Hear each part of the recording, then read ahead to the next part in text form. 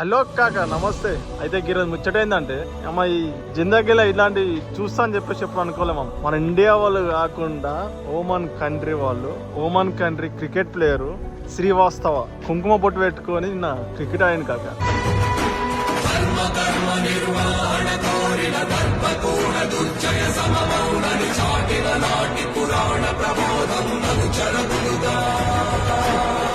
ఇది కదా మన సనాతన ధర్మం అంటే. మన ధర్మాన్ని మనం పట్టించుకుంటలేం కానీ పక్క కంట్రీస్ వాళ్ళు పట్టించుకుంటారు. ఎందరో నాయన ఈ కలియుగం అంటే ఏమనుకో కాక. కాకపోతే ఇంత దారుణమా? బొట్టు పెట్టుకోని రా అంటే వస్తున్నారు ఒక్కొక్కడు. నేను దేవుణ్ణమ్మా.